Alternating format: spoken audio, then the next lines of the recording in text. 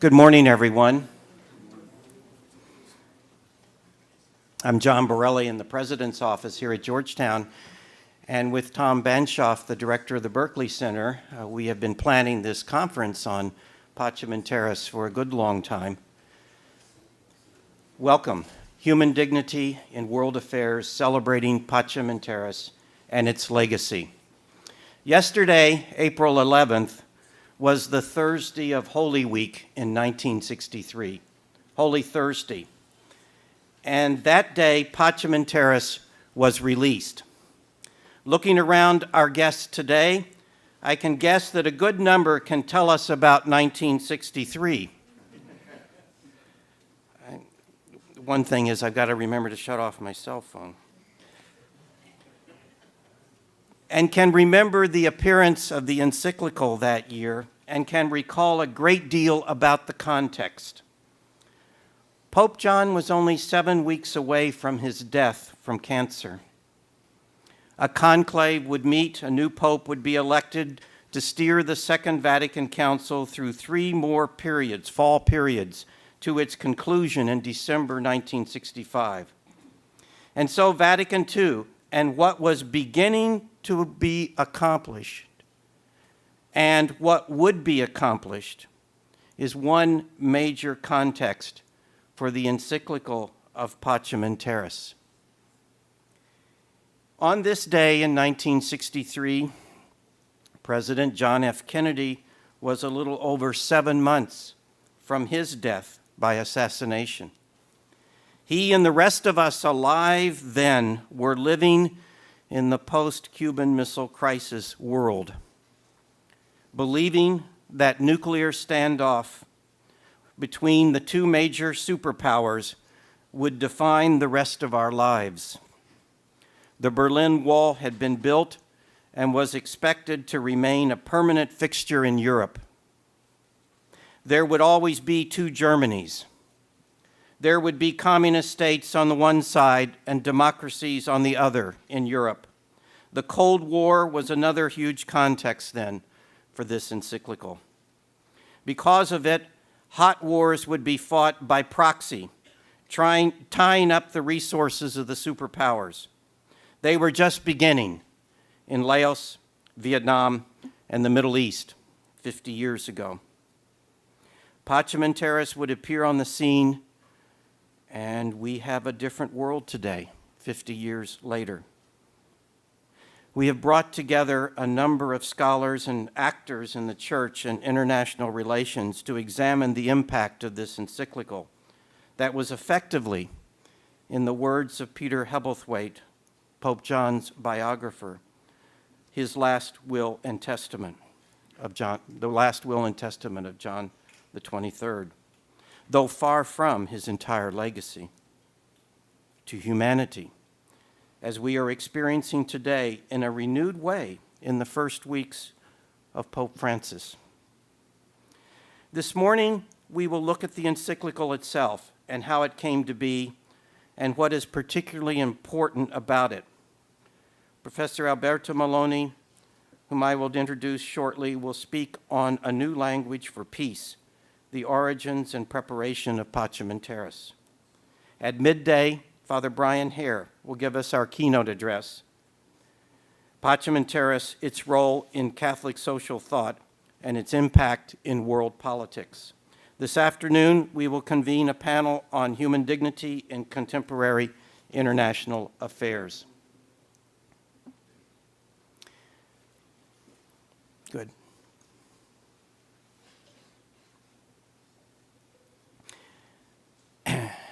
We should have a reunion table for the USCCB here, you know. That's all right. Come in late. Always like the second floor did. Church historian, known especially for his work on the Second Vatican Council, Alberto Maloney studied in Bologna, Cornell, and Freiburg, studying with Eugenio Carreco, Jean-Marie Thiard, Brian Tierney, and mostly with Professor Giuseppe Alberigo at the Bologna Institute for Religious Studies. He has taught at the University of Bologna, Rome, and is now professor of history of Christianity at the University of Modena, and holder of the UNESCO Chair for Religious Pluralism and Peace for his university and the University of Bologna. We know him especially as the General Secretary of the John the 23rd Foundation for Religious Studies in Bologna. Professor Maloney has been a member of the John the 23rd Foundation since 1982, Vice Secretary since 2002, and General Secretary since 2007. Founded in 1953, the Foundation is one of the most important centers of historical research in Europe.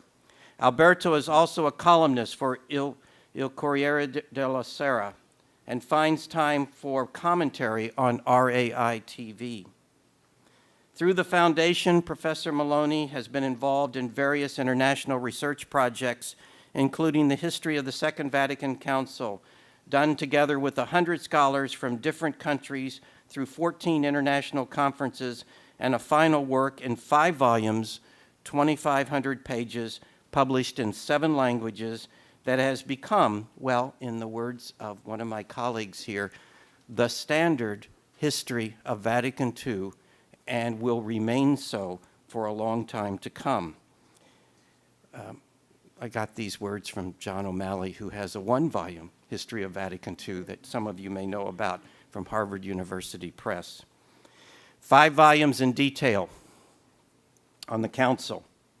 Alberto serves on the board of the international journal Cristianismo nella Storia, Bologna, in the International Advisory Board of the Encyclopedia Italiana, and several journals. He has launched and is directed in several research projects. For example, a 10-volume edited edition of the Diaries of John the 23rd. He has done an internet connection with Mansi and providing the materials for the previous councils, the documentations from the councils of the church. And he has recently finished a project on Constantine, the role, the myth, the meaning of an emperor.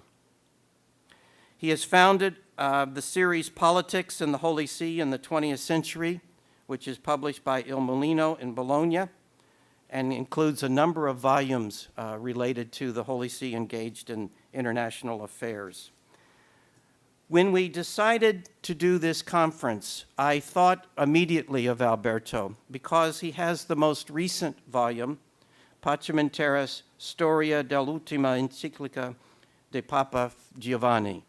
Pacem in Terris, the history of the most recent, or the last encyclical of Pope John. We know from him the details of the writing of that encyclical, and we call upon him today to teach us what he has learned. Thank you, Alberto.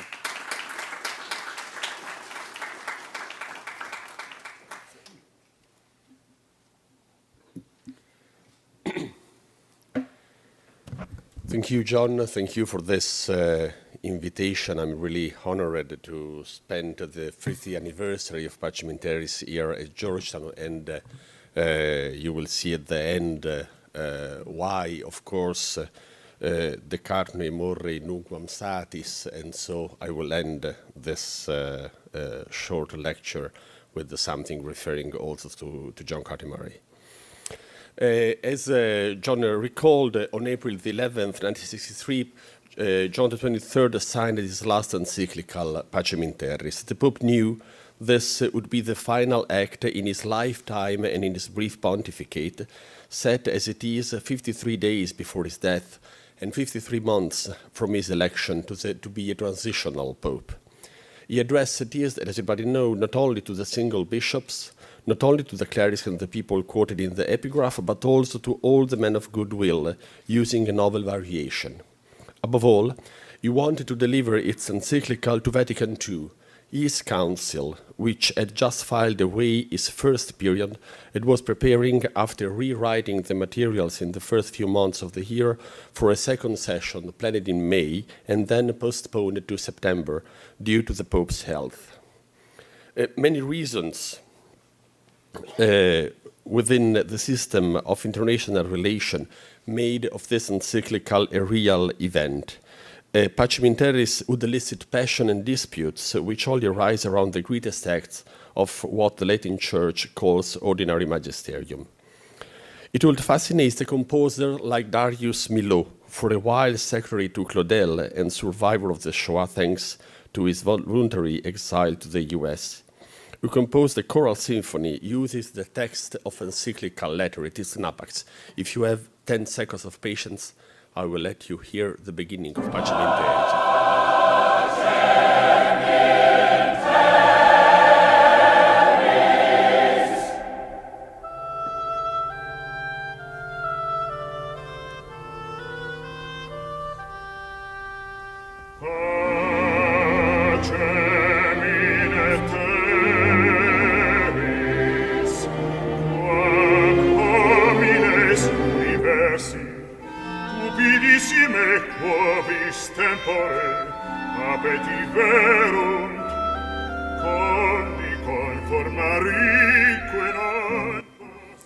This is just to tell you that, as unusual as it is, Pacem in Terris is also a musical version.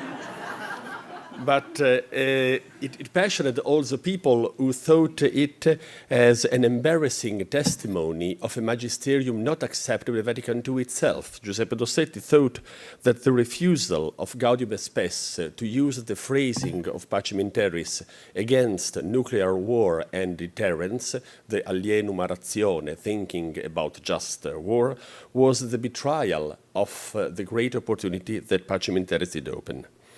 Pacem in Terris was the pilgrimage staff of Wojtyla's final year during the preparation of President Bush's campaign in Iraq at the beginning of the 21st century. And in recent historiography, it's also presented sometimes as a simple expression of an old jus publicum ecclesiasticum, which had already started the religion delegitimation of war. In actual facts, Pacem in Terris suggested a rare case in modern age pontificates, reading the sign of the times not as figures of a pessimistic and catastrophic philosophy on moral precondition of perpetual peace, but signs of the times are the way in which history itself reveals the gospel to the Church. Signs of the times are the moments in which the Church may learn from ordinary people and real history how the gospel could be spelled and understood. Today, in the light of first-hand documents on the history of its writing, Pacem in Terris is neither easier to read, nor it is significance lessened. Set halfway between the magisterium of words, represented by Pius XII, and the magisterium of gesture, represented by John Paul II, the encyclical signed before television cameras on April the 11th fulfilled its original aim: to stir up a theme that was considered to be crucial to the gospel, to speak out in a context that was not that of journals and convention, but of international politics, in which the word peace could safely be deemed compromised by Soviet manipulation.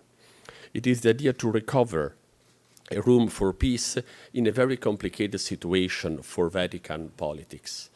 John the 23rd was a young priest during the First World War, when neutrality was the real result that Vatican diplomacy could bring into the public arena.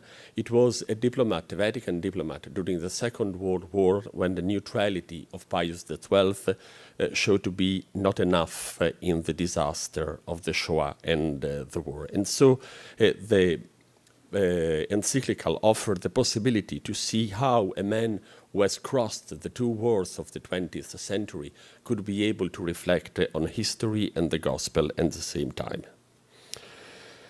Before we approach the genesis of the text and its redaction, it's fundamental to examine a moment some of the historical political stage that Pacem in Terris encountered. Ex parte subietti, so to speak, the biographical elements of Angelo Giuseppe Roncalli are the one, as I said, of a man that crossed this moment of the two worlds, but the initial idea and the draft of the encyclical come not from him, but from a little-known Roman theologian, Monsignor Pietro Pavan, who drafted as it is the entire encyclical. On the other hand, ex parte obiecti, the background to be considered is that of the international relation and the Italian politics scene of the time. As you know, Vatican II Council opened on October 11, 1962. It opened in a very particular situation and sensation. Congar thought that Vatican II would have been a disaster. Prepared as it was by the Roman Curia, nothing good could have happened. Congar does not even resist to the end of the opening ceremony, and before the Gaudet Mater Ecclesia, he comes out from St. Peter saying, "It is Boniface VIII reigns, it is Pius IX reigns." The idea that the bishop could listen the kids of the Sistine Chapel singing the Credo is, from his ecclesiological point of view, a blasphemy. On the contrary, Vatican II, the next day, had a very singular opening. If you don't mind, I will let you hear the first 35 seconds of Vatican II.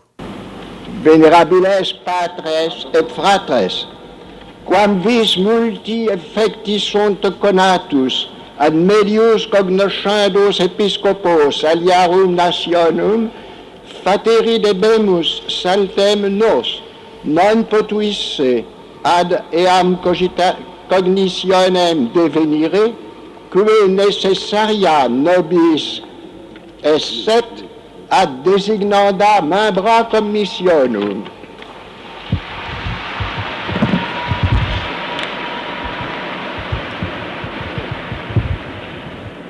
Ideo proponimus, hoc congregationem generalem reservari ad studendas methodos que apsiores viderentur, ad meliorem cognitionem episcoporum diversarum nationum in ordine ad electiones. Beneficium mutue fiducie, communusquisque vota aliorum odisset, et tandem, quod gravius est, bona dispositio, quod commissiones et opus commissionum. Dixi.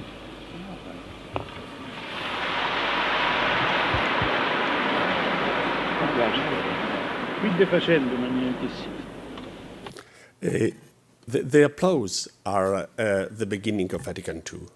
This is the statement in which Lenard says that the bishop will not vote, transforming the preparatory commission into conciliar commissions. And the unexpected response is the two big applause of the aula, as the bishops that are supposed to come and vote yes to everything for days and days until Christmas did react in an unexpected way. John the 23rd knew that this was close to happen. In the statement of the night of October the 11th, he said, "Probably we will not finish everything by Christmas." And so he was expecting to this moment. And other people like Chenou, with a pessimistic view, tried to insert a possible safe exit from the council. Namely, Chenou wrote a message to the world in which, for the first time, the idea of peace as a common good of all humanity is expressed. But 5 days before the opening of Vatican II, the Cuban Missile Crisis started. As you know, President Kennedy receives on that day the confirmation that the Soviets had built missile sites in Cuba, and October the 20th, the State Department ended a legal inquiry according to which the Cuban situation clearly come within the terms of the Battle Act on the state of war. A go-ahead, so to speak, to a military action that could have triggered a worldwide conflict starts. And it was only 2 days later that Kennedy's appeared on television, showed the nation photos of the U-2, explained what could be launched from those installations, turned the crisis into the missile crisis, and announced a naval embargo around the Caribbean. International tension was rising by the hour, reducing the chances of a peaceful solution. The White House advisors were trying to calculate the cost of the conflict. There is a note of Schlesinger to the president, 1.5 billion victims, our victory, .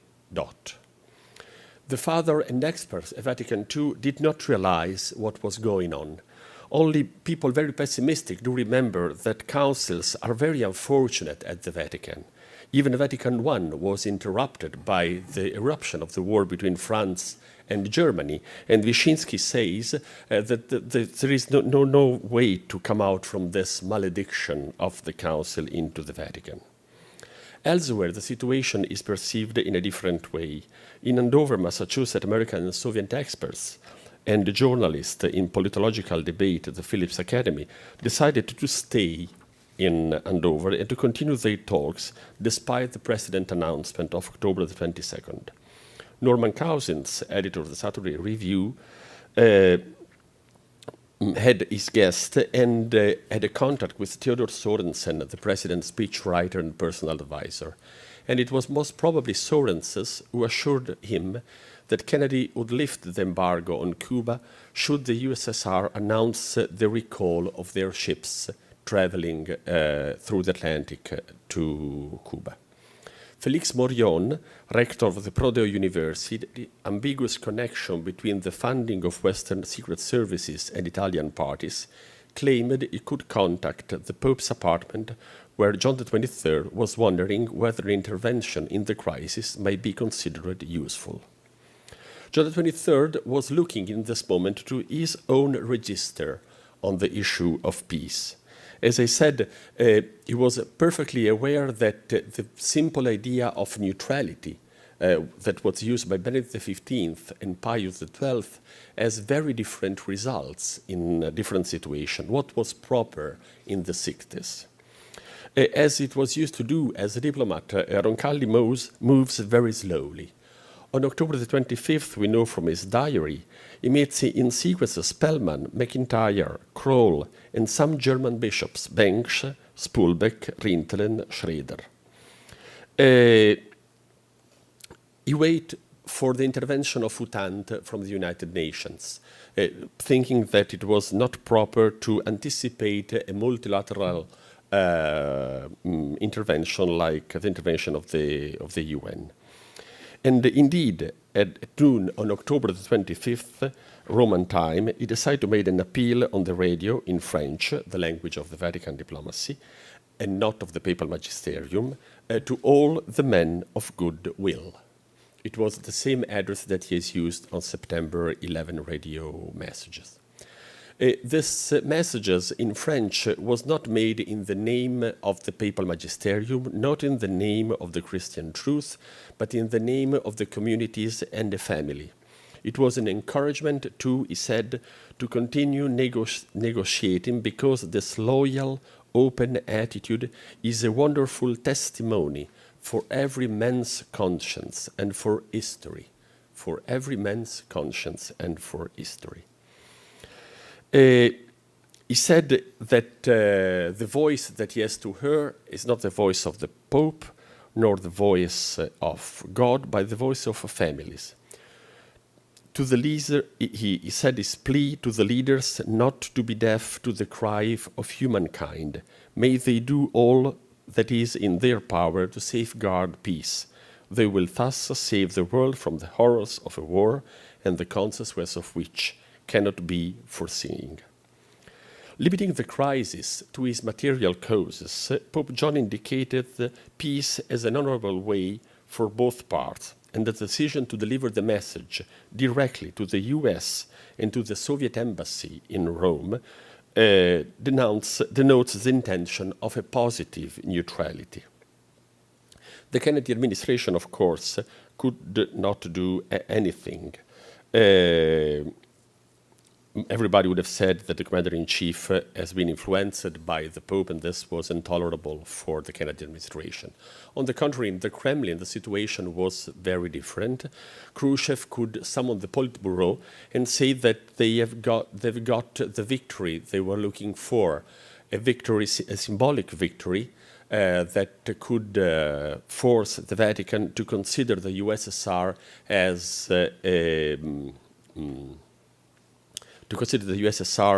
a part of the solution of the crisis and not only as the cause of the crisis.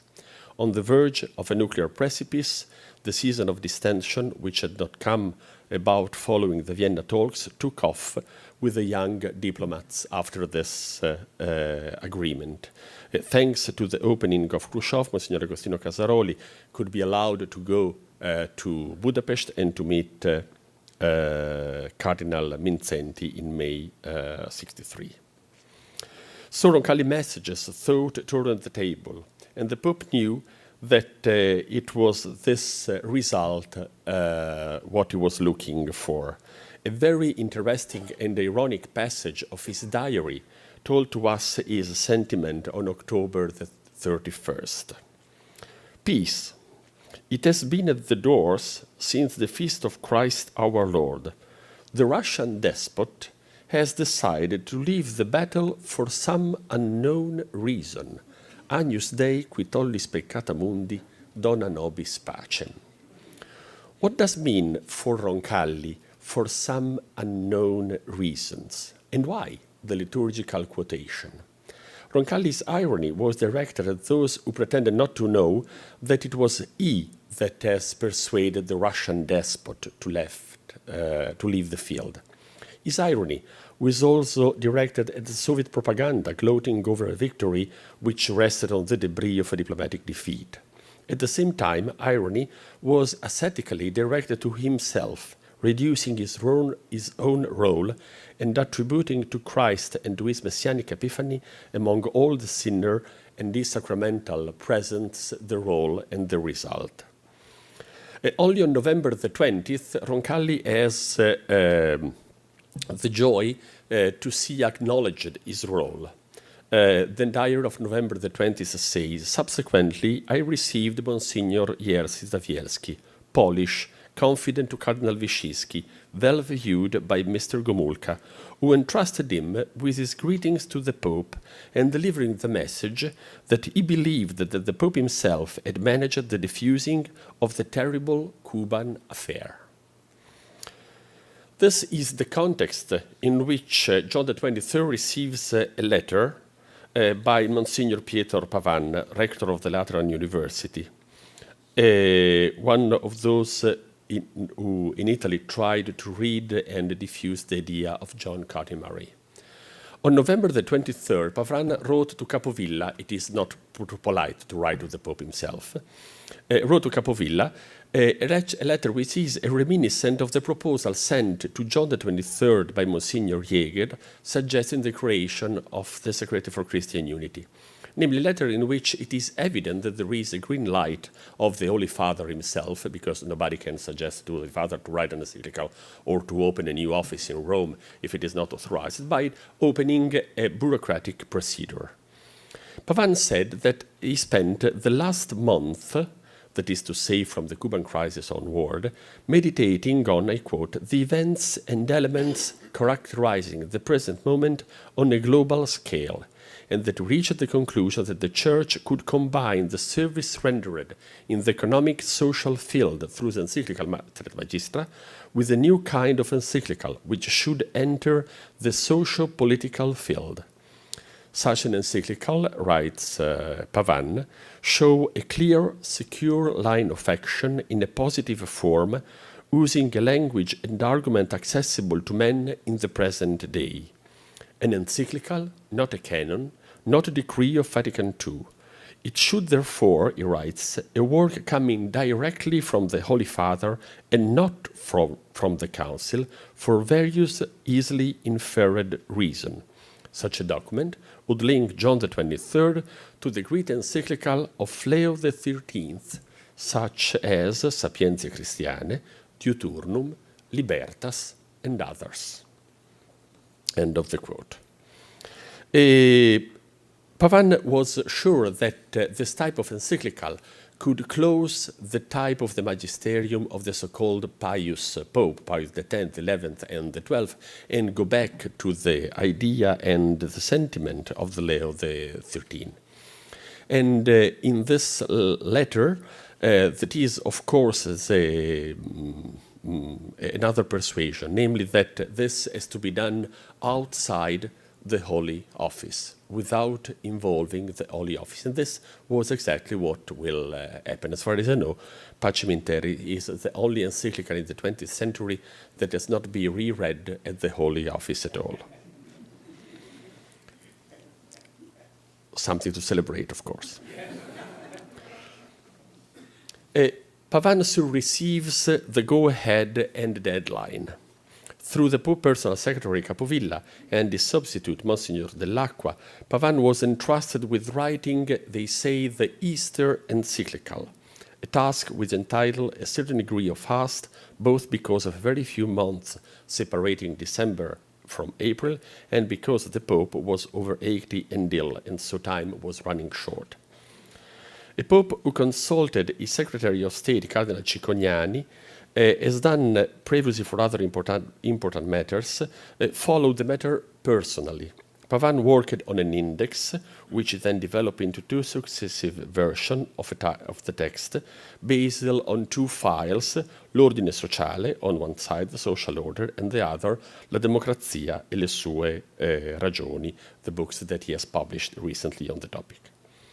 He swiftly drew up 110 pages and them printed and delivered to the Pope by the afternoon of the Epiphany. The encyclical has, in this first draft, the definition of man as a person, the reciprocal quality of duties and right, the idea that the wish for peace is a self-evident truth, the reference to the Summa Theologica Prima Secundi e Questo Decima Nona, the freedom as the most complete print of the Creator in man, the recognition that the Declaration of Human Rights, which had permeated the legal and constitutional framework of modernity, represent an awareness of human dignity.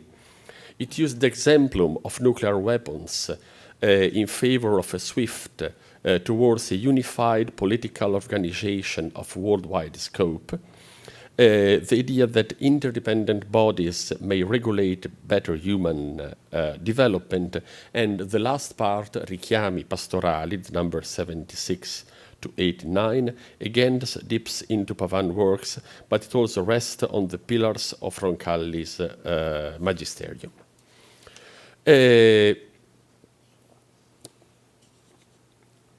Roncalli receives the document after the closure of Mirabilis Ille, the letter that regulates the intercession between first and second session of Vatican II, a very complex document in which the Pope restarted the preparation of Vatican II on new basis. In the evening of the Epiphany Day in 1963, Roncalli comes back to the topic of peace. Again, his diary. I devoted the whole Vesper, about 3 hours, to reading the Easter encyclical prepared by Monsignor Pavan, Peace Among Men as established by God's order, that is to say, in truth, justice, love, and freedom. A manuscript of 111 typed pages. I read it all, alone, calmly, minutely, and I perceive it to be a very well-organized and well-written text. The last part, Richiami Pastorali, is in the fullest resonance with my spirit. I'm praising this document will have a great effect and hope, and it will come out at Easter and will be extremely edifying. This ample papal approval, which saw the great satisfaction, set off the operative part of the layout of the new encyclical, the Capovilla defined now political social, inverting the system social political of Pavan. On January the 8th, there was a private meeting among the Pope, Pavan, the Secretary of State Cicognani. Cardinal Cicognani was dismissed half an hour later, and Pavan remained another hour and a half alone with the Holy Father. We have no record of this meeting, but we probably know one content which in the following 20 years would be considered decisive: cooperation between Christian and non-Christian in political arena. Next day, Pavan started a new version that is completed by January the 24th. It already had a title taken from the Gospel of Luke and was immediately commented by the Pope with some note and filed away by Capovilla in an envelope marked Encyclica Pacem Terra, Easter 1963, a few days later. The text of the encyclical is communicated not to the Holy Office, but to the substitute of the Secretary of State, Monsignor Dell'Acqua, ancient Secretary of John XXIII during the year of the Second World War in Istanbul. Dell'Acqua engaged to obtain the opinion of consultants, as it was expected. Some of the consultants actually were informal consultants, consulted directly by the Pope himself, like Pastor Gerstenmaier, President of the Parliament of Bonn, to whom the Pope said during the hearing of January 14th that he wanted to help common people understand the fundamental human rights that come to man purely through his existence, through living with another human being or within a community. Another idea of John XXIII is to transmit the encyclical after the approval to the member of the preparatory commission, but Dell'Acqua decided to consult two Roman theologians, namely Father Luigi Ciappi, Dominican, and the Gregorian theologian Charlot, a Jesuit. Two opinions which shows with element in the text proved to be surprising to the two clerics in Rome. Ciappi examined the text in Italian and prepared two series of observations between January 25th and 27th, 1963, submitted to the Holy Father. On the page there is the VSP, Visto Santo Padre, from, as it is usual in the papal chancellery. Ciappi's twofold opinion explained that the changes envisioned in Pacem Terra, at the time is Pacem Terra, must be toned down by adding a quotation from Leo XIII and mostly from Pius XII to reduce the scope of the encyclical with respect to conscience, woman's equality, right of the Church in temporalibus, and disarmament. A new version in Latin, already translated in Latin, prepared by March 16th, addressed to Christi Fideles Laici, not still to the Bone Voluntatis Homines, was submitted to Charlot. Charlot made a very careful analysis on 5 points on the different chapters: the rights of every man, political authority, international relation, international authority, active participation in temporal activities. These are veiled, often cautious, but substantially negative observations which follow in Ciappi's footsteps through with less cunning. Charlot actually appreciated the formulation of the condemnation of just war, while he hesitated on the right to the objection of conscience to war. The pages of peace, he writes, I quote, are the most courageous in the encyclical, the most unexpected, and inaccessible from a doctrinal point of view. Some will find them ill-advised. Pius XII had refused to simply condemn the war and nuclear weapons. He refused to disarm the West in the face of an explicit expansionist Marxist world, where good faith was, to say the least, debatable. This encyclical rests on the opposite thesis. There is, of course, no judgment on expressed, but it's clear that his idea is a warning to the Holy Father. Charlot considered this novelty dangerous, and also the novelties in matter of dignity of man and political and moral consequences of this dignity. Above all, Charlot felt uncomfortable with the debate based not on doctrine, but on a process of induction, which considered historical data as a sign of the gospel speaking. Many of the readers of Pacem Terris shared Charlot's feeling that the encyclical was not sufficiently based on scholastic theology. Pavan received the two opinions of Charlot and Ciappi and addressed to Monsignor Dell'Acqua two responses on the different point. The only suggestion he receives is to substitute the verb procreate with the verb create in the text. But on the other point, he resists to the change. These weeks are also the weeks of the visit of Ajubei to John the 23rd, one of the most interesting episodes of the last months of the pontificate. Roncalli asked to publish the minutes of the conversation on the Osservatore Romano, and the Osservatore Romano refuses to publish it. And the Pope responded with a short letter to the director saying, ai miei tempi un desiderio del Papa, when I was young, a desire of the Pope, ... And the conversation was a very complicated one that tried to stay on very general topics. Ajubei asked how many people works in the Vatican, and the Pope answered more or less a half. But it is the sign that the Pope himself could commit the supreme authority into a process of dialogue. And in this process of dialogue, Roncalli becomes, in many newspapers all over the world, as the Pope of the Peace weeks before the signature of Pacem in Terris.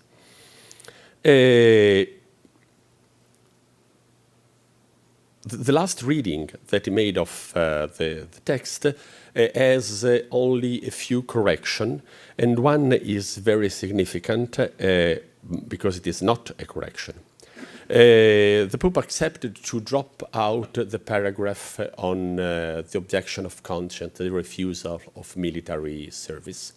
But it does not change the phrasing concerning just war, saying that the issue of just war is not, Thomistically speaking, a matter of speculation, but is an historical object. And in atomic era, the atomic war is alienum a ratione. In the atomic era, the just war is alienum a ratione.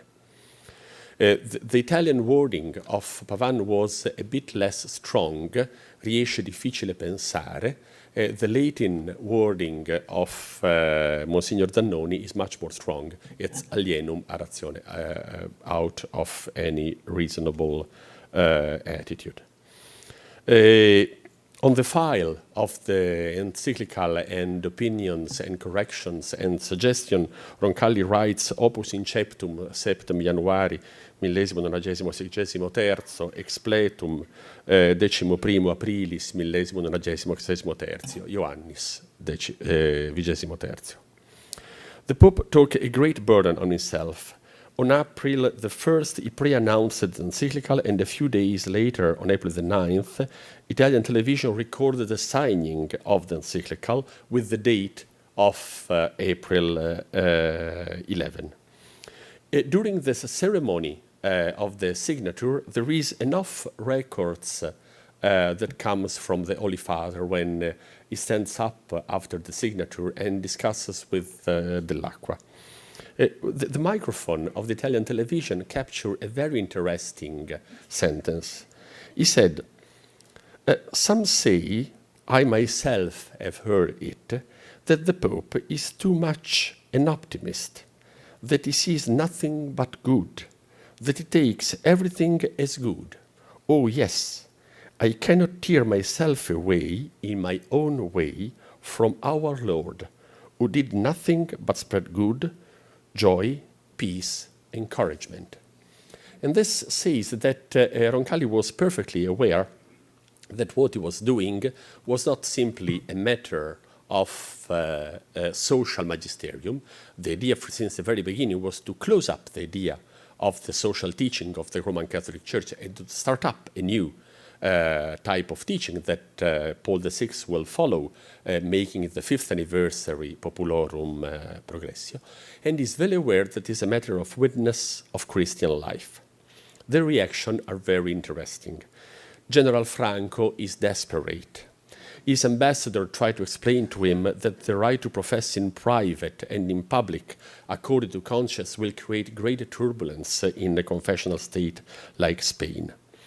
The German said that the Pope has an irenischer Zug that could be considered dangerous.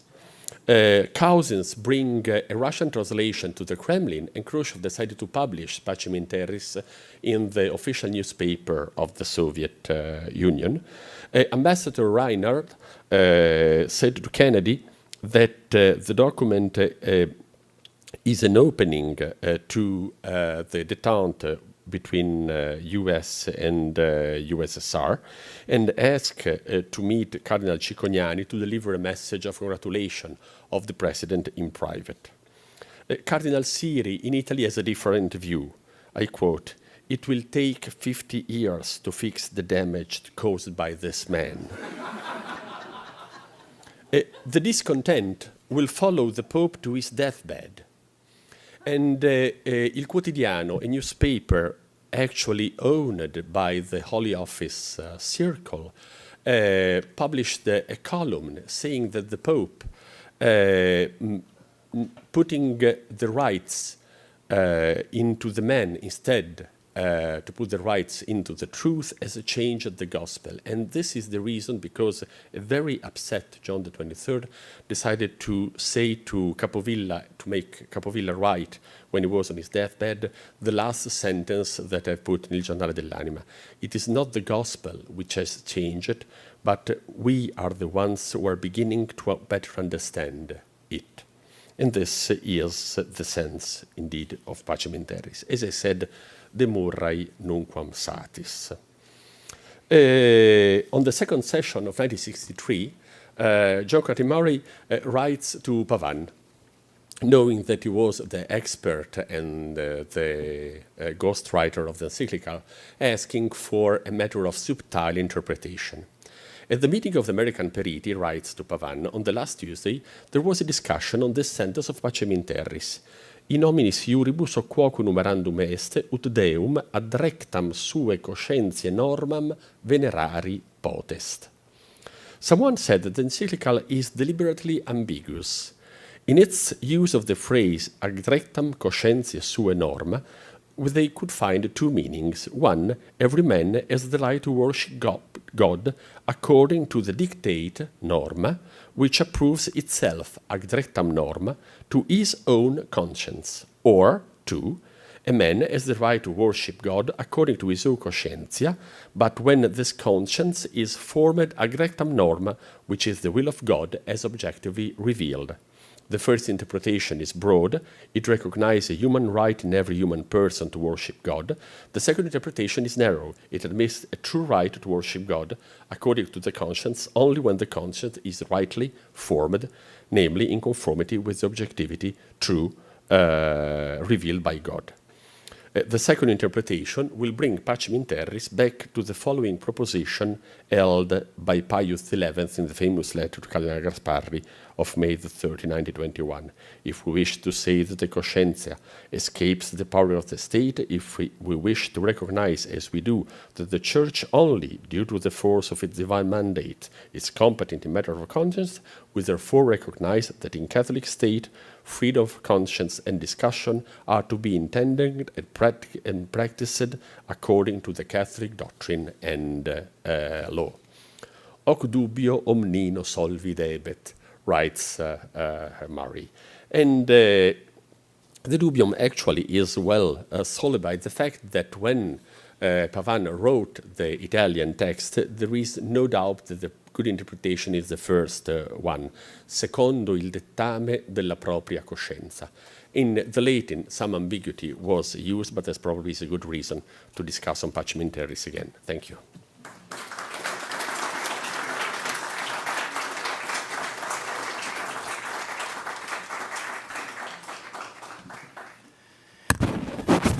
Thank you very much, Alberto. That was terrific. Extraordinary opportunity to hear from you and from your research how the encyclical came to be, these important phrases, these inside understandings. So thank you. Just a minute.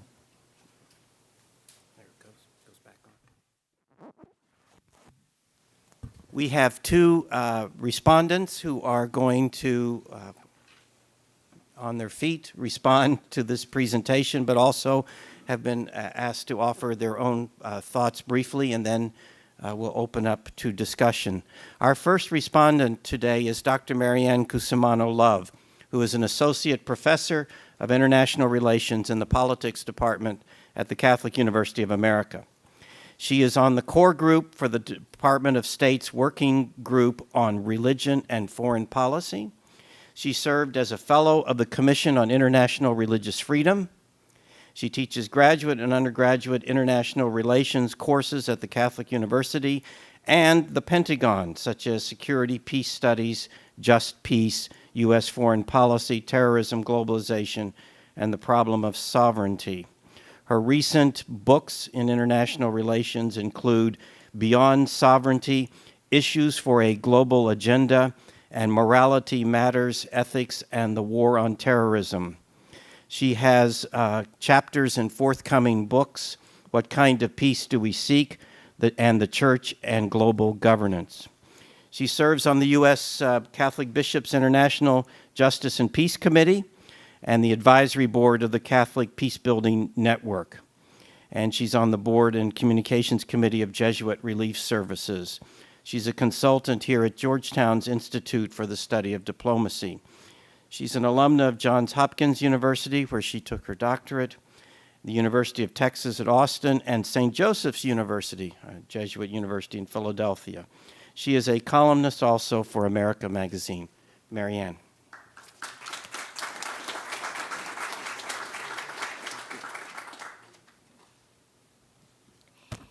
Thank you for the invitation to be here with you today and be part of this conversation. We've been asked to enter the discussion with Alberto and also to talk about Pacem and Terris history and legacy. So the first part, I'll talk a little bit about the political history and background surrounding these words, and then I'll move to the legacy. And the legacy really in three areas that could all be under the subheading of the challenges of sovereignty, the challenges to state, or maybe a report card on Pacem and Terris, the achievements in the areas of democratization, of advancement of peace, and concerns about a nationalism, the achievements in that area, and then the work that remains. It would be the second point on women and on building of new international institutions or new organizational relationships. So that's kind of the framework. I was thinking before setting out these remarks that when an artist paints a picture, you need the brush strokes as well as the white space, and a musician depends on the silence as well as the notes. Having no idea that Alberto would lead us out with a little bit of the musical of Pacem and Terris. So I think Alberto's given us a wonderful description of how those notes were chosen, how they were refined and polished and precisely chosen. And then in the beginning part of my talk, I'll talk a little bit about the white space, what was in the atmosphere, what was in the air politically at that time. So how were these notes being received because of what was in the air of politics at that time? In April 1963, Martin Luther King was imprisoned in jail in Birmingham, Alabama, for speaking out and advocating for nonviolent protest of racist U.S. policies, which denied African Americans their constitutional rights, given to them as the Constitution changed after the Civil War, their constitutional rights of citizenship, to vote, for political participation, as well as their human rights.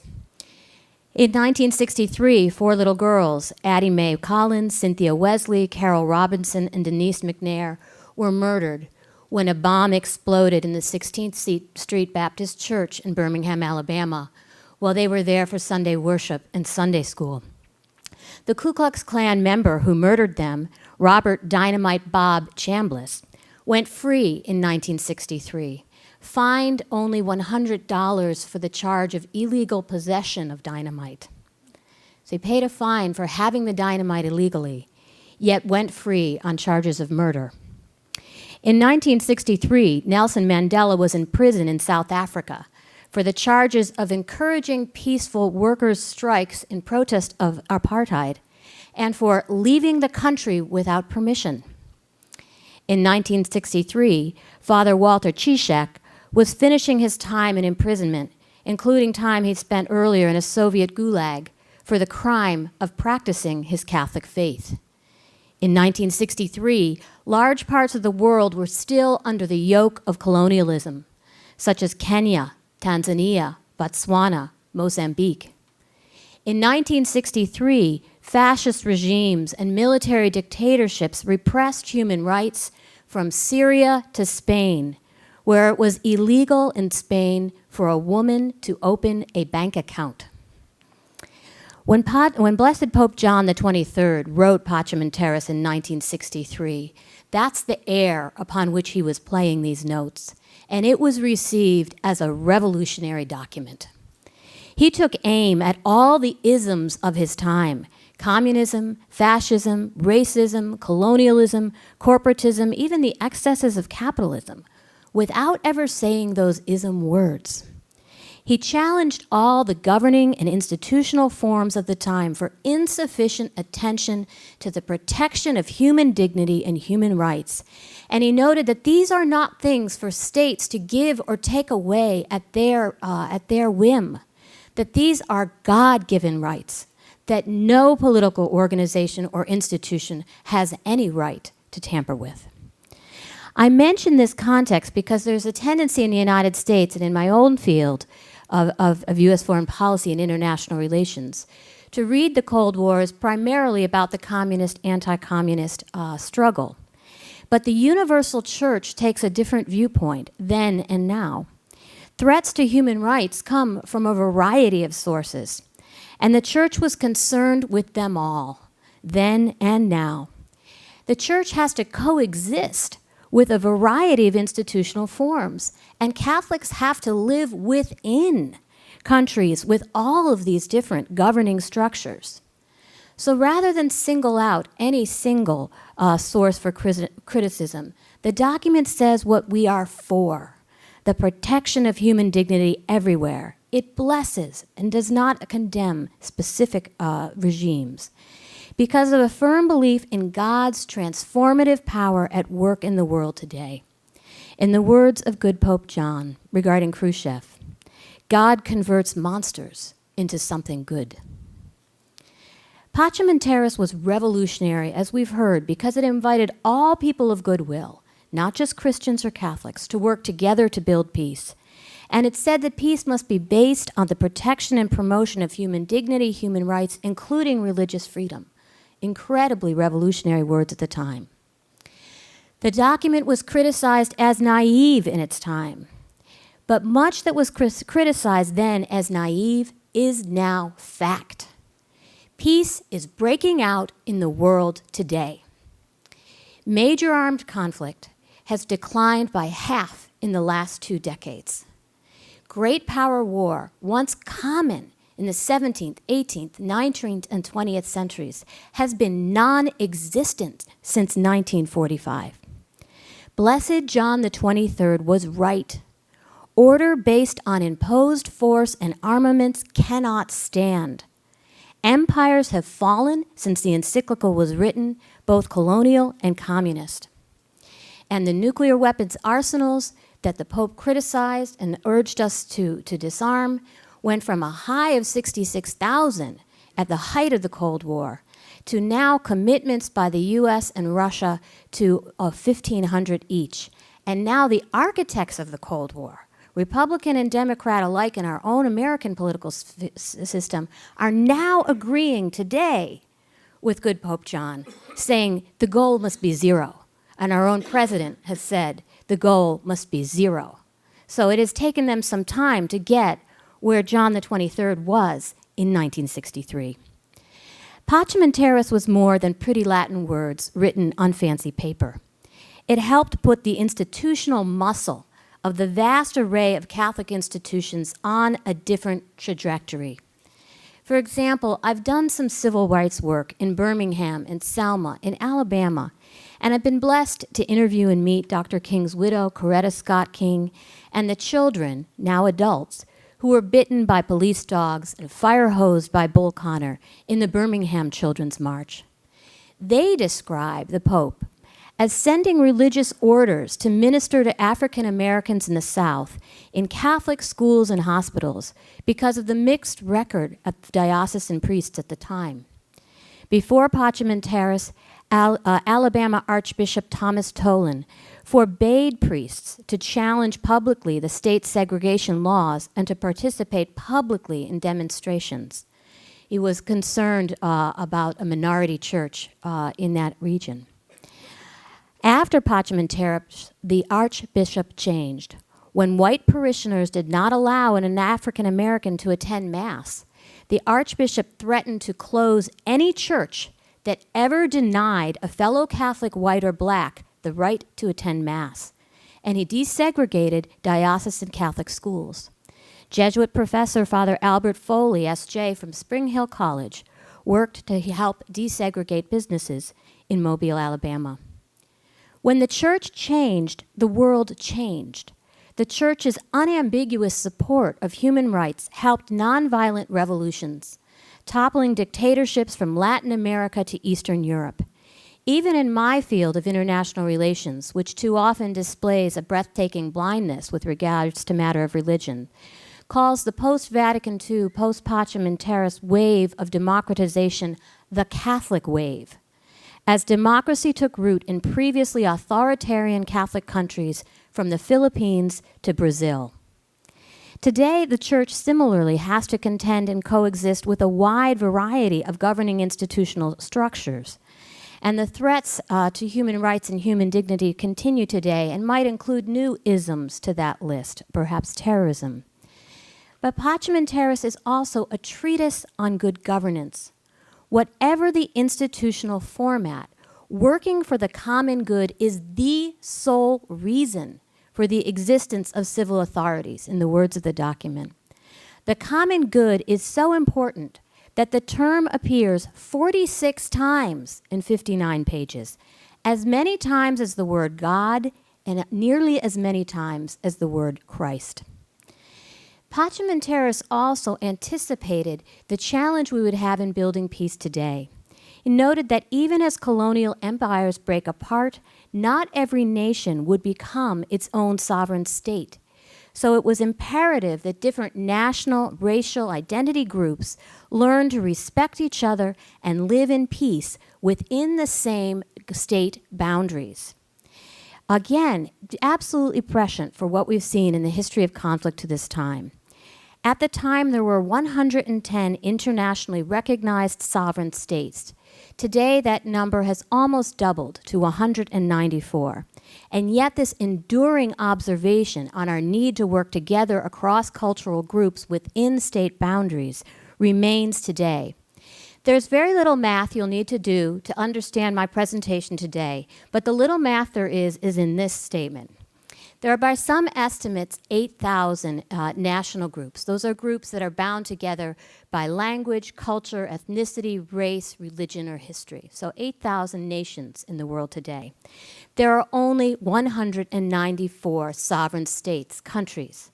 So here's the math. 194 does not equal 8,000. That's a very difficult math I need you to understand here.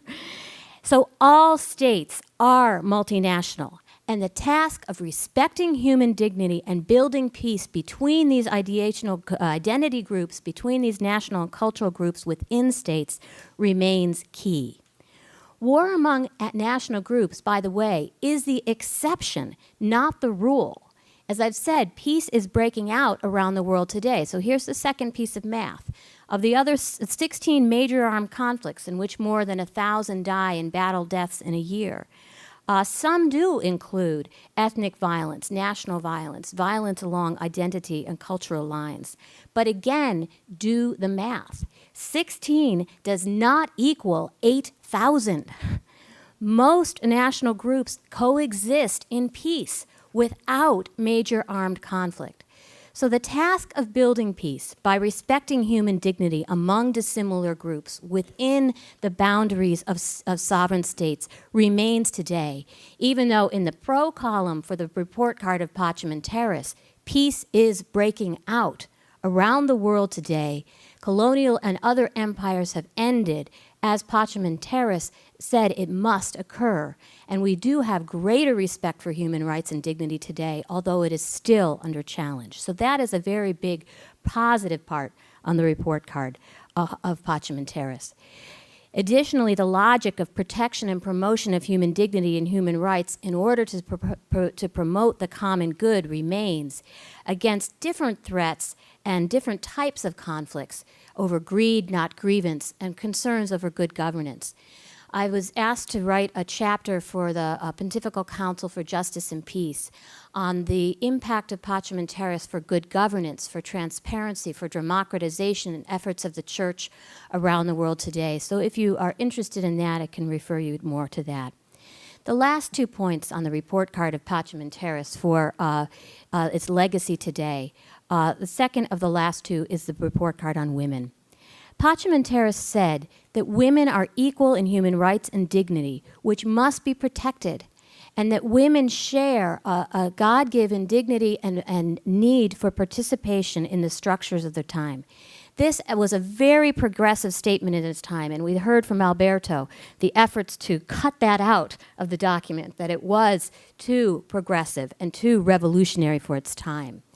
Yet the language of the document refers throughout to men, not women, so it feels different from our ears, our modern ears today. While peace is breaking out around the world today, women are still disproportionately both the victims of violence as well as excluded from peace processes. In the interest of time, I won't read the sections of the document that refer to women, simply to refer you to paragraphs 41 and 55. There are not many specific references, but it does say that political participation and inclusion is necessary, that the societal participation and inclusion is necessary. And yet today, that remains still very elusive for women. Women are most often the victims of conflict, of poverty. They constitute the vast majority of refugees and internally displaced persons, victims of human trafficking, and are particularly victims of rape as a weapon of war. Women are also leaders in our church and at the front lines of building peace around the world today. Yet too often women are excluded from the official state peace processes and from international and institutional support. Since 1992, only 2.5% of peace signatories were women in all UN peace processes, meaning 98% of the time there's not a single woman there. As bad as that record is, it's actually worse than that. If you exclude one country, the Philippines, that has had women leaders at the presidential level, the number actually is closer to 0. That exclusion from those official state peace processes and international peace processes has impacts. Of all those peace accords since 1989, only 18 of 300 peace accords even mention sexually based violence. Of the international monies budgeted for post-conflict reconstruction, less than 2.9% of those budgets focus on women's needs at all. So 98% of the money going entirely not to women.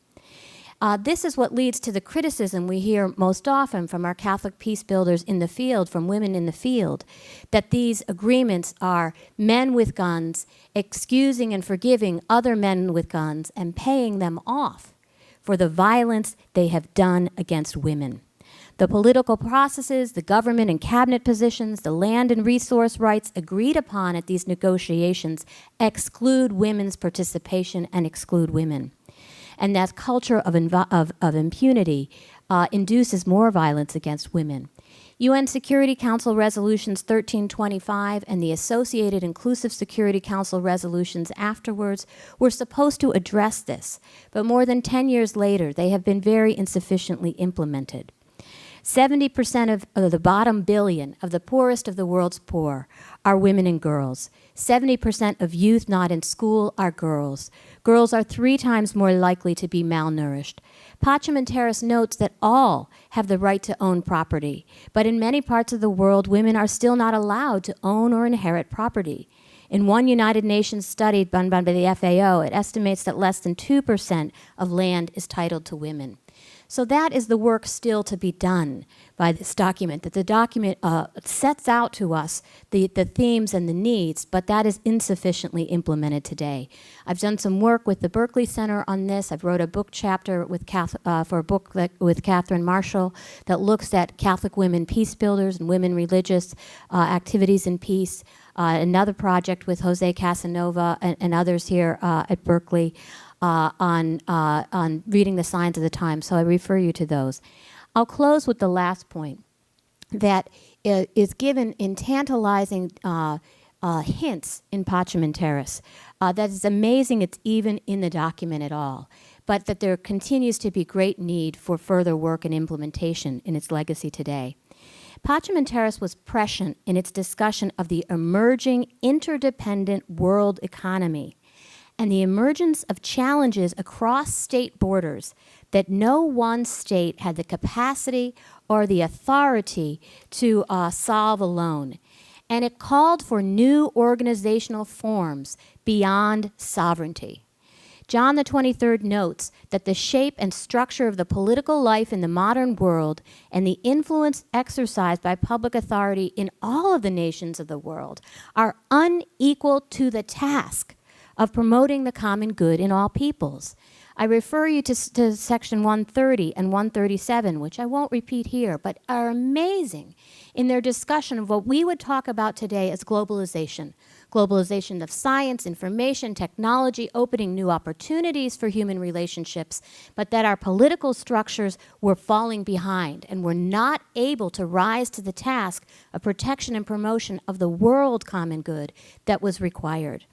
These sections are sometimes misread as a call for one world government, but it really is a continuation of the continued Catholic call for strengthened institutions at all levels.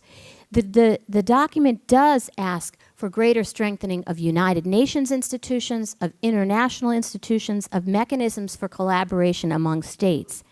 But it also calls for stronger institutions from the family to the local government, to the state and country level, and as well as these tantalizing references to intermediary associations and civil society groups. This Pope then, as now, calls for institutional pluralism. And we've seen some of these themes given in greater detail in Caritas in Veritate. But what is striking is that it is there in the document at all. And that is where we need to address our attention. Unfortunately, those institutional gaps remain. But the Pope's call to strengthen relationships of collaboration and create new organizational formats and structures across all levels is a challenge that is only more urgent today that we need to carry forward today.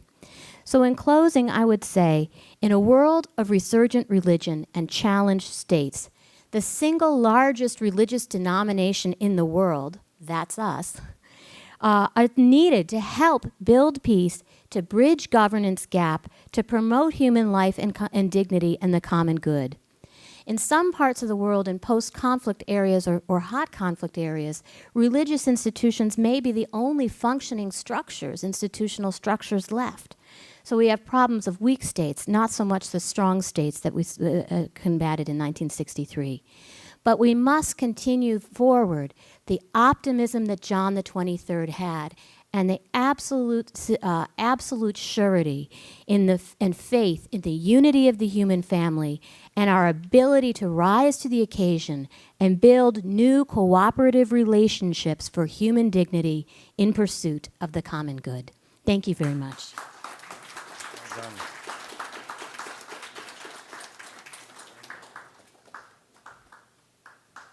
Marianne, thank you very much for sharply focusing our thoughts as we reflect on Pacem and Terris today. Our second respondent is Gerard Mannion, who is Professor of Theology and Religious Studies and Director of the Francis G. Harps Center for Catholic Thought and Culture at the University of San Diego.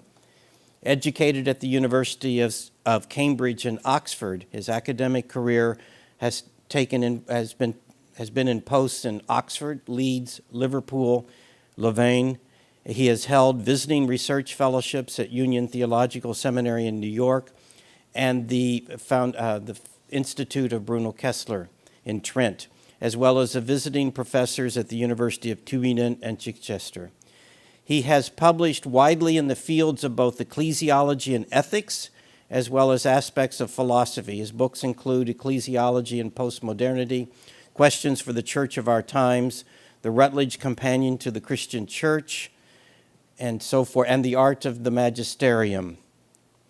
He serves as chair of the Ecclesiological Investigations International Research Network and is editor of the Continuum series, Ecclesiological Investigations. That's how many of us know Gerard for his work as a layperson in organizing so many people around the world and reflecting on the nature of the church and how we can live this identity that we have as members of the church. He's an Irish citizen, and he tells us that he is passionate about social justice, rugby union, travel, and music. Gerard.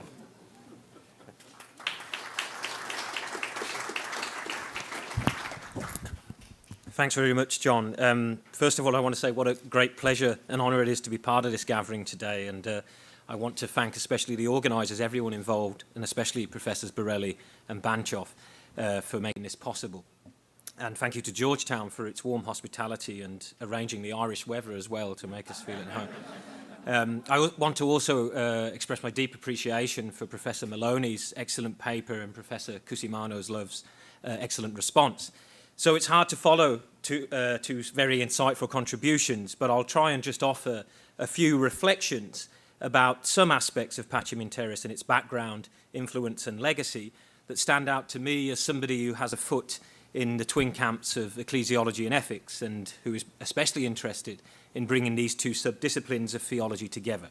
So I offer these reflections in the hope that it will contribute a little further to helping us get some food for thought for the discussions to follow later today. So first of all, I want to talk about Pacem in Terris and what made it significant, and first of all, the Roncalli factor, John the 23rd and treasures old and new. First of all, experience has always proven a vital source and norm for theology, as well as for pastoral practice. And so following both of these, for the practice of magisterium, although not everybody remembers this or wishes it were true. The background motivations and experiences of John the 23rd were hugely significant, both to his calling of the Second Vatican Council and the wider intentions reflected in Pacem in Terris. Among the most significant factors in Angelo Roncalli's background are a rare combination of experiences that collectively moulded an extraordinarily pastoral sensitivity in this priest. Such included his own poor and humble background, his experiences in diverse cultures and multi-faith contexts, and his experiences and perception of what happens when there is a suspension of the ethical and ugly realpolitik, such as in Vichy, France. But of equally vital importance were also his own studies and researches as a historian, especially of the church itself. As a young seminarian, he is said to have eagerly read the works of the modernists, thereby de facto making himself a dissenter from official magisterium, given that he would have signed the oath promising never to read such works. This all, among other factors, led to a development of an acutely sensitive historical consciousness. He also came to appreciate the effects of what happens when there is, in effect, a suspension of the ethical within the church itself. Hence his preference for healing medicine as opposed to stern condemnations at the outset of the council. Of course, Pope John was no radical, but he nonetheless helped put in place the conditions of the possibility of so much positive renewal and reform across the church's teaching, structures, and day-to-day life. His background made him especially sensitive to what was going on in the wider world, a world only just emerging out of the horrors on all sides of World War II, a world that had recently seen the historic formation of the United Nations and followed by the equally historic Declaration of Human Rights. So above all else, perhaps the Roncalli factor offered the church a vision that opened up to the wider world after too long a period of the church turning inward upon itself and fostering a siege mentality. This opening to the world, of course, is witnessed as much within the entire ethos and fruits of the Second Vatican Council as it was in Pacem in Terris, which stands rightly in the same transformative spirit and tradition of the Council. Pacem in Terris was a document that, as also with the Council, showed that and how the church can learn from the wider world as much as give back to it. And yet the Roncalli factor was not about simply seeing what the world could give to the church after far too long a period, when all that mattered in Rome was what the church must teach an errant world. The Roncalli factor was also about gifts both old and new. He allowed ressourcement, delving back into the ancient sources of the church's traditions, including right back to Scripture, to come centre stage as well as aggiornamento. But this is not to offer some facile balancing act that we have seen far too much of in recent years between the two. It was decidedly ressourcement in the service of aggiornamento.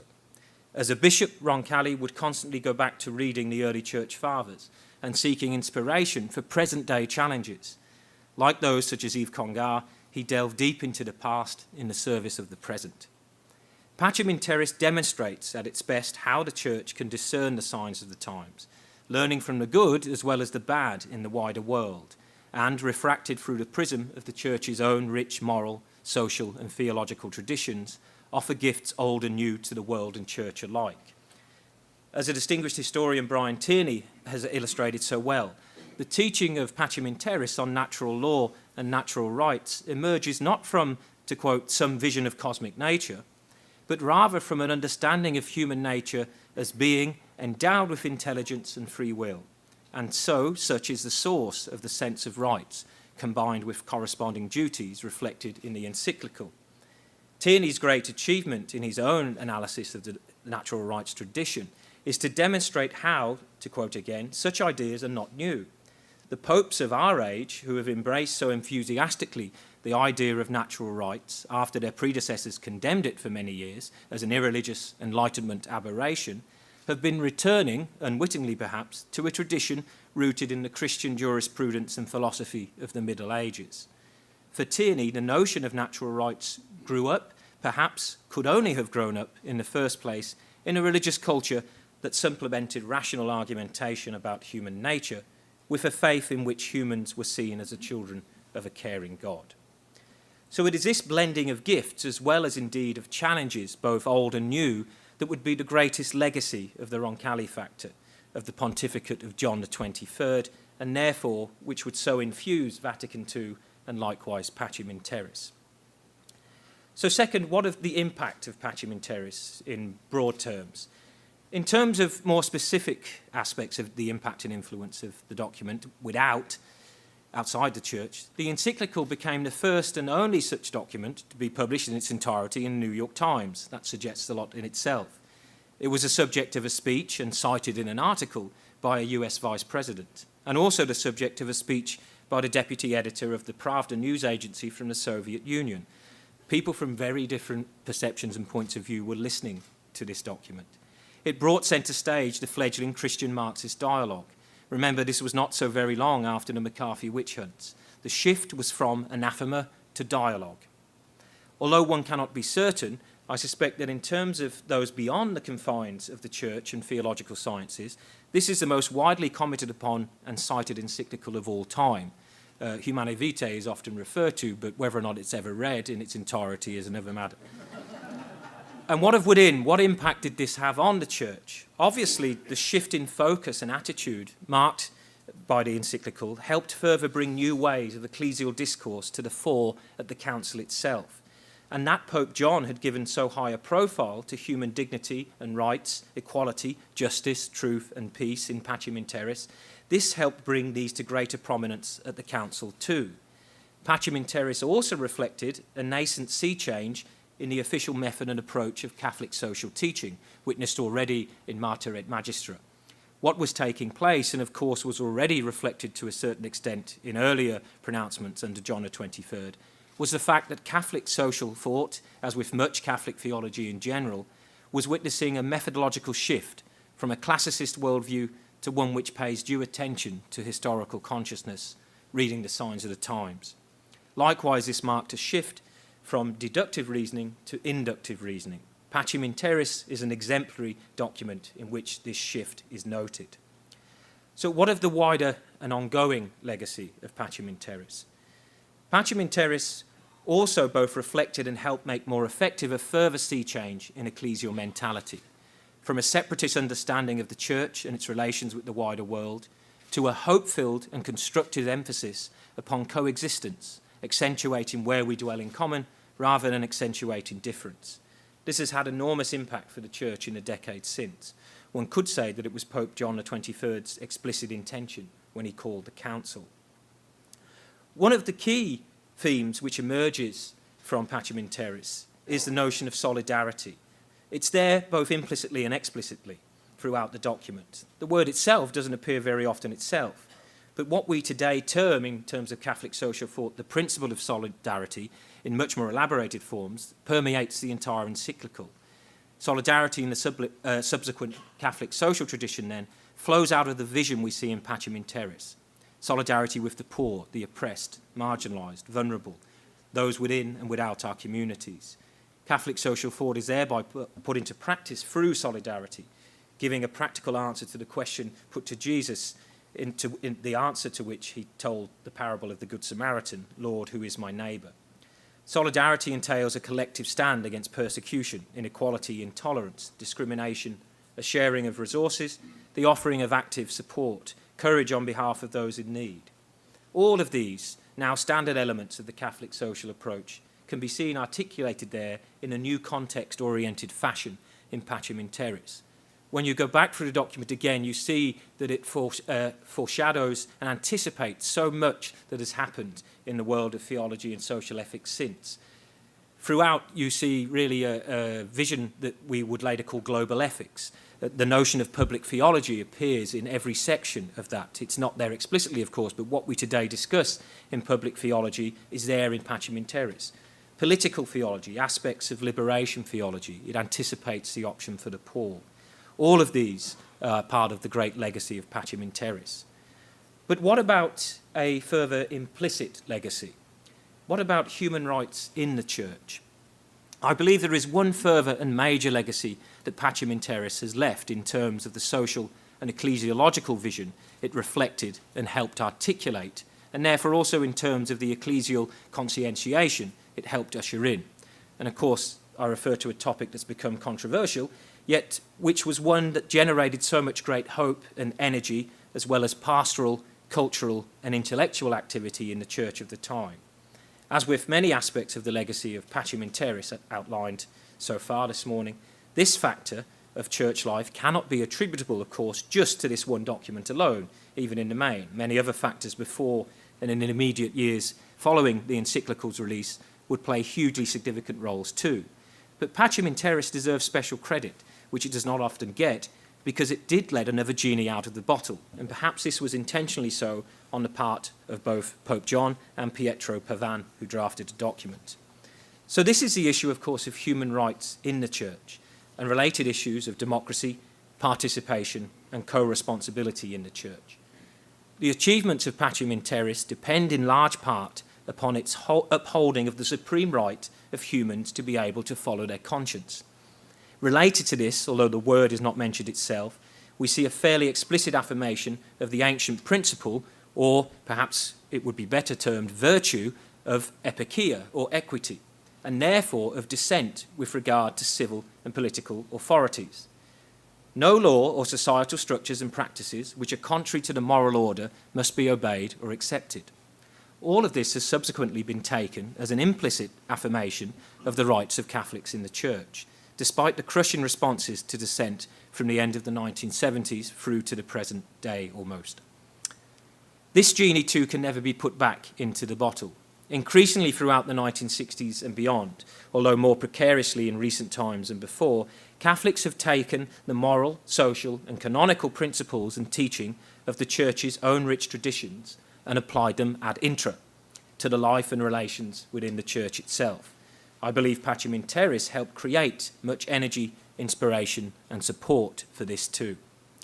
Peter Hebblethwaite, the great biographer of Pope John, equates a phrase from John's diary 10 days before he died, which Professor Maloney has also referred to today, that, to quote, "It is not that the gospel has changed, it is that we have begun to understand it better."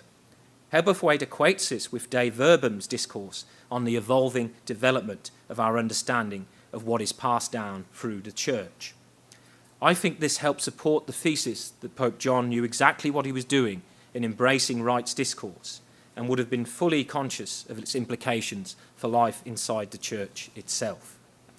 So much good can flow if we rediscover the potential of Pacem in Terris for promoting and proclaiming as well as defending human rights today, as much within the Church as beyond it. Can we now attend to this in order that the Church may better defend rights in every corner of society around the globe? Of course, the unifying theme of Pacem in Terris is the affirmation of human dignity. And in addition to solidarity, perhaps these can be seen as two keys to understanding and interpreting Pacem in Terris. The unconditional affirmation of human dignity is related to active solidarity, which is in effect the means by which human dignity is most successfully honoured and defended. So these two key themes that emerge are fundamentally linked. John the 23rd saw the call to peace, justice, and the embracing of rights and dialogue as being of the same calling. He felt to announce and bring forward to fruition the council. The two were never separate in his mind. Yet with the debates about the hermeneutics of rupture and of continuity that have raged in recent times, the battle for the council and the oppositional juxtaposing of Lumen Gentium over and against Gaudium et Spes, younger people today could be forgiving for thinking that somehow the fundamental concerns of Pacem in Terris and of the council were quite different. But not at all. They had the same genesis, the same driving energy in the imperative to discern the signs of the times, and the same fundamental aim to enable the Church to be the sacramental presence to the world that is its fundamental calling. So treasures old and new again. Behind Pacem in Terris, there really was the sincere intention to bring forth treasures old and new. The Church's turn to embrace human rights, just 1 century after condemning the very concept, was a hermeneutics of retrieval as much as of reform in terms of the Church's social tradition. So what of the future, to close? Well, we now have a Pope from Argentina. It is significant that one recent headline in the NCR spoke of US bishops urging legislators that their primary duty was to the poor. One wonders if a communique that had come from Rome following the election of Pope Francis reminding bishops that such was their primary pastoral duty too. A Jesuit pope with a Franciscan mandate. Given this combination and the initial statements and actions of Pope Francis, who took the name of the lesser brother, who cared so much for the poor, for all creation, who believed so much in dialogue, dare we wonder aloud what, if Pope Francis were writing the encyclical today, might be the issues and challenges, both within the Church and in the wider world, that would preoccupy him most? What ways and means and methods would he choose in looking back as well as in order to look forward?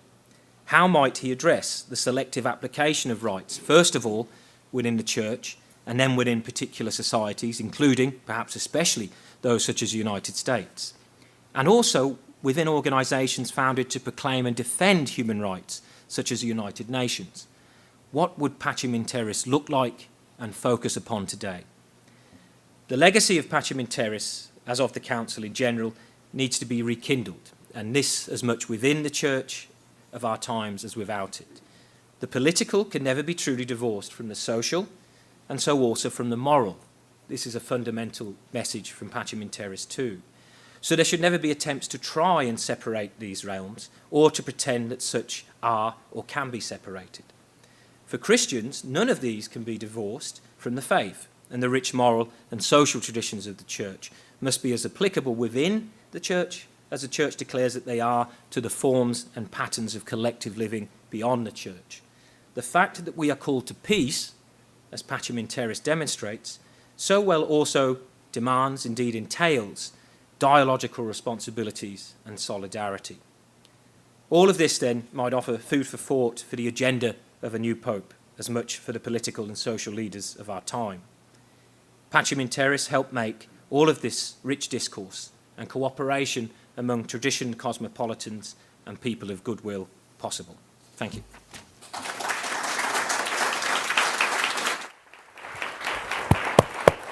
Thank you very much. Thank you very much, Gerard. So we've spent a great deal of time this morning speaking about the, as you say, Gerard, the Roncalli factor. And and you, Marianne, you spoke of this is an encyclical that affirms and does not condemn. You spoke of from affirmation, from anathema to dialogue, and how this was going on in the council, and all three of you have located the encyclical in the council and the conciliar process. It was transforming the church in a miniature form. Pope John put it into his encyclical and then passed away and handed on the mantle to everyone else. But taking that quote from the diary that you quoted, and you quoted, Gerard, that Alberto and Gerard quoted, is it, and applying it to Pacem and Terris, it's not that Pacem and Terris has changed, but maybe we understand it better today. How would you respond to that? And then we'll turn over to audience questions.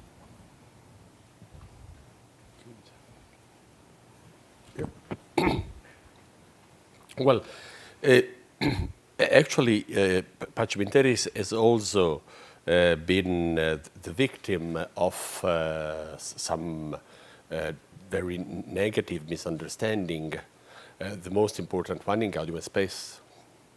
And on the condemnation of total war, there has been a debate, a very strong debate among the bishop about the possibility to quote or not Pacem and Terris in that, and the idea was to refuse it, mostly because of the address given by Paul VI at the United Nations in '65, when he made the relation between war and sin.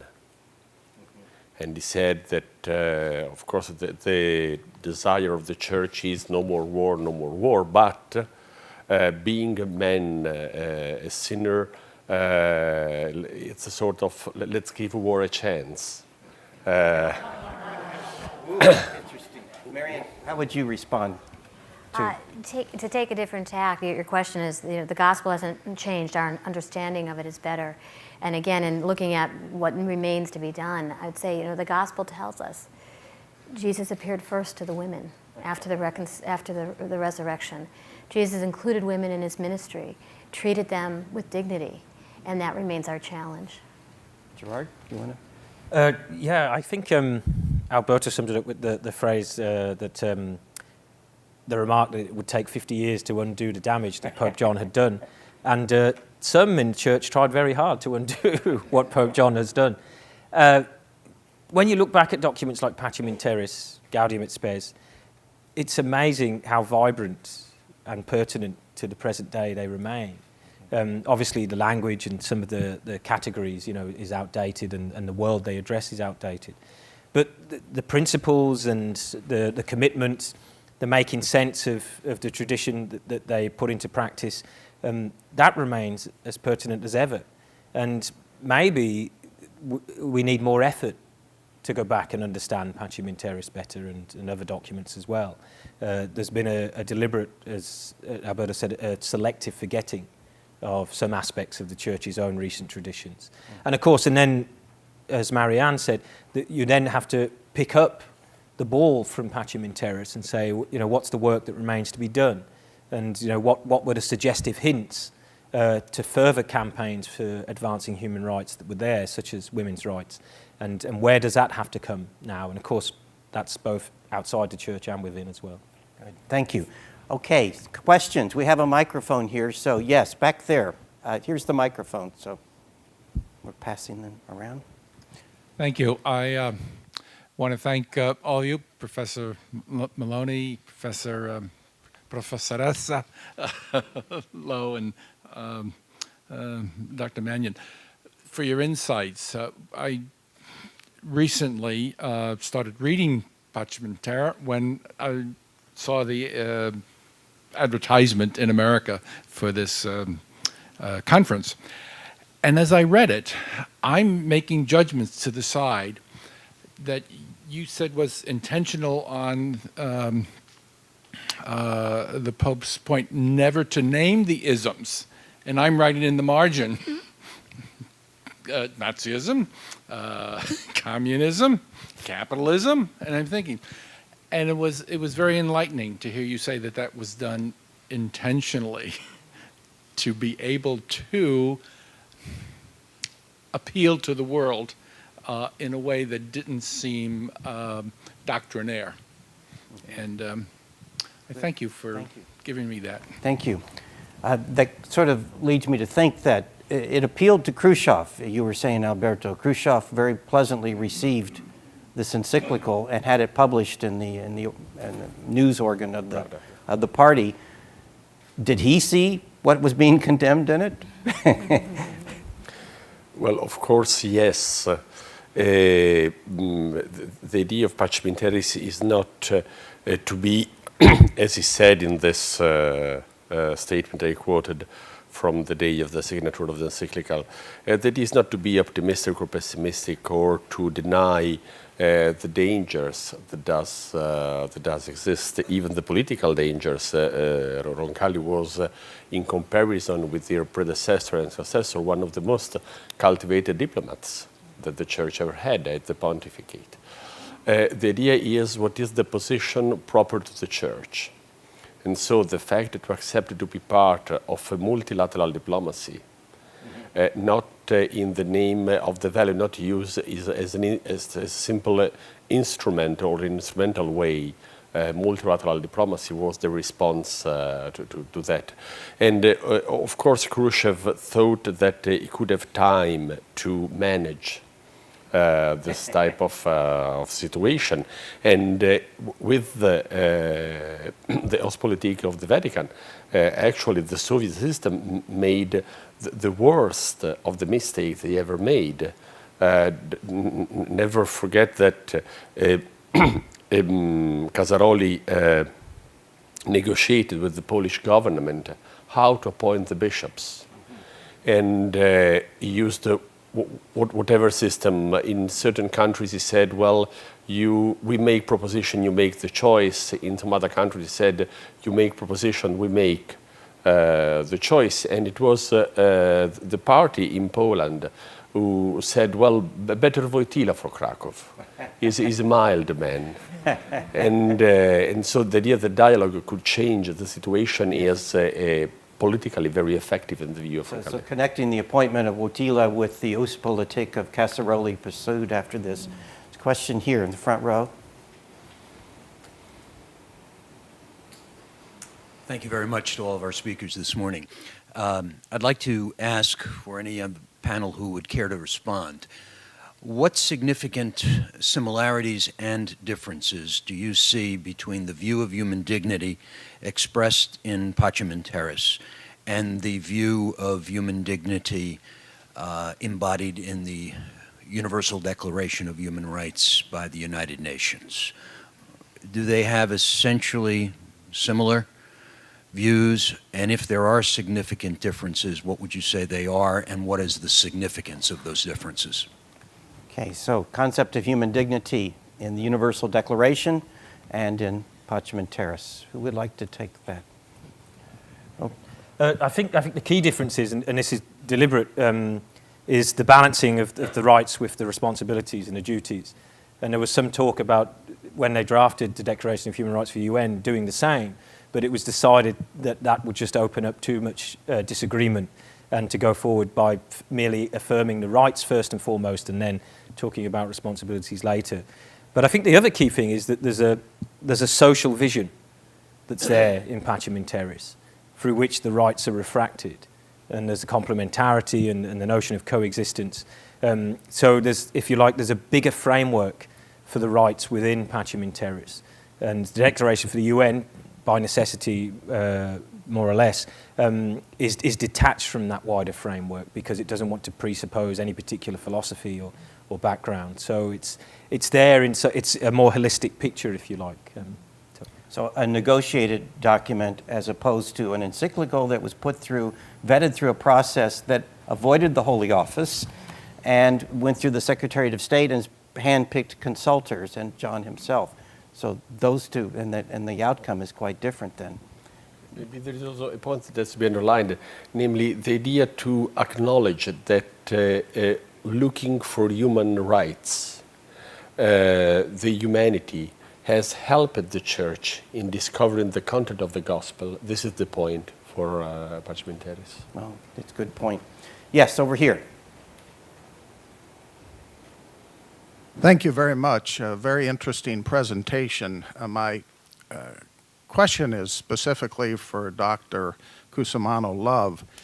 This idea you mentioned a couple times, peace breaking out all over, brings up some of the isms that the Pope didn't talk about, but which still exist. Islamism on the rise throughout the Middle East, Christians being slaughtered. We're now hearing about these gangs of rapists in the New Egypt, not to mention the turmoil in Libya and Syria, but also communism, which still exists, China, Cuba, and North Korea. Peace breaking out all over at a time when here we are reading in the newspapers that North Korea is perhaps intending to launch a nuclear-armed missile. And doesn't that bring up the final point that the Pope really he didn't understand the failures that would characterize the UN. After all, the North Korean regime exists because of a UN failure, which kept it in power. And the UN has not been able to disarm that regime and other regimes, including Iran, which is about ready to acquire nuclear weapons, according to reports. So rather than peace breaking out all over, isn't the world in much more terrible shape? Wars are underway, wars are being threatened, and the UN can't stop them. Okay. I guess two responses. Empirically, peace is breaking out, and the level of violence, regardless of how you measure it and regardless of which study you look at, the level of violence is reduced. So that is simply empirically true. That does not, however, mean that human rights and dignity are everywhere protected or that there is no violence or no threats to violence, which still remain. And all of those threats that you mentioned are very real and very true. What's different is the nature of those threats to for violence from 1963 to today. In 1963, there were primarily, in the isms that were mentioned, fascism, communism, etc., were threats from strong states, from states that had such strength that they could crush individuals and social groups within them. There are still some states, Chinese communism, that are crushing human rights and international religious freedom, that have that strong state power. But there is also human dignity that's being crushed and lost by weak states, failing states. So we have a much more diverse set of challenges to human dignity and challenges to peace today.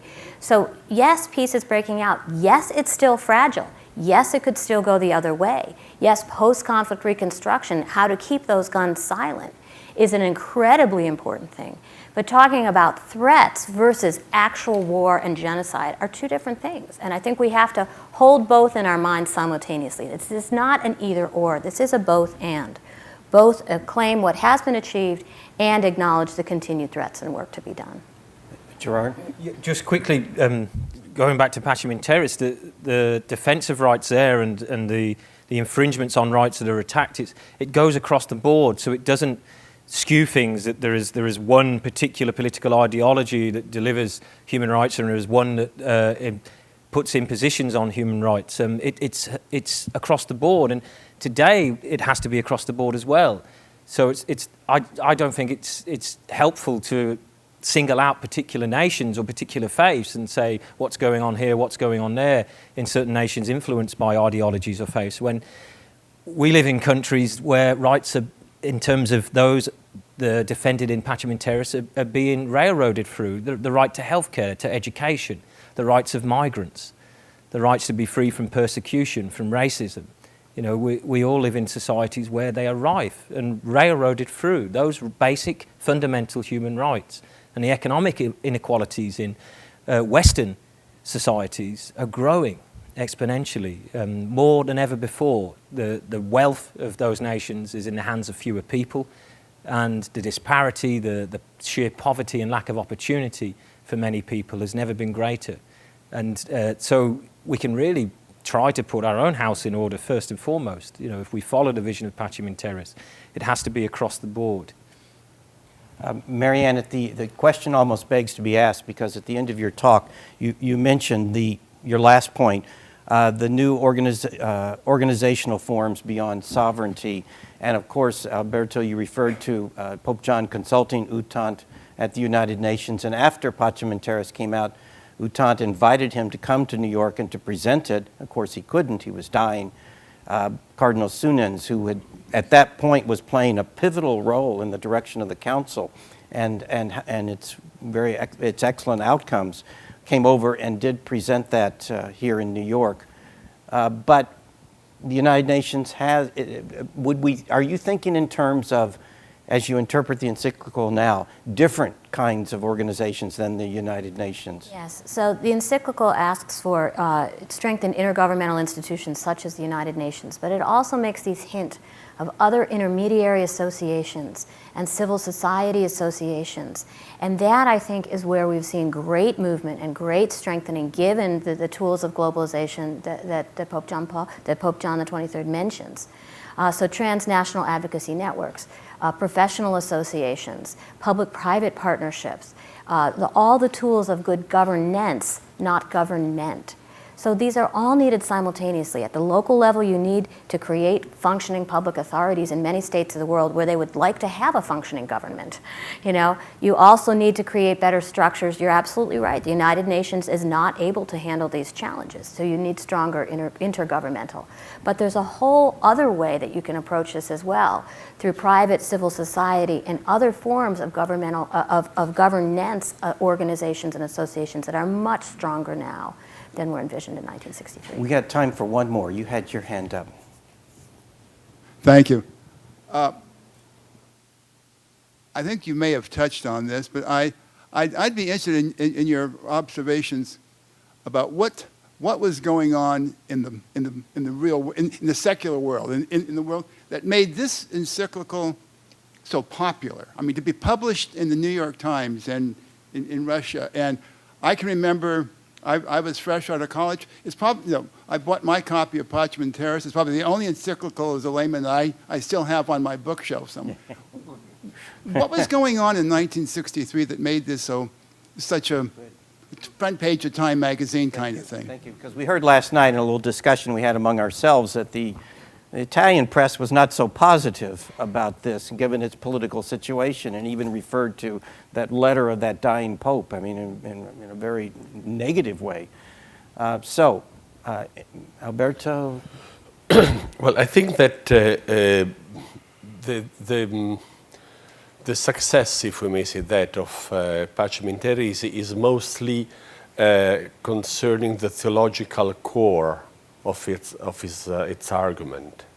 Namely, the idea that this is not the church simply teaching, but the church is teaching what she has learned from history and from time. This made popular. This gives to everybody the sense that their own historical experience is teaching something to the church. That the human rights movements in general, since the 18th century, have taught to the church that human rights are not a disaster, that the process of slow emancipation of women has taught to the church something, that the church is not simply waiting somewhere that the people is coming back, but he is looking to the experience of the faithful and the historicity of ecclesiastical life and social life in order to understand if there is some piece forgotten of the gospel there. This is an excellent point to end on, this reflection this morning on the Roncalli factor in Pacem in Terris and the encyclical and what it meant at the time, how it was put together, and how we look at it now, 50 years later. I can recall, we want to stop a little early so people have enough time. Those who are staying with us for the conference, there's some lunch outside. We'll invite you back here by 5 to 1, get back in, because we really have to move along with our keynote address with Father Brian Hare and the program in the afternoon. But I can remember as a boy of 16, in June 1963, sitting in the easy chair in front of the television, watching a special program that CBS put together with Walter Cronkite narrating, remembering Pope John.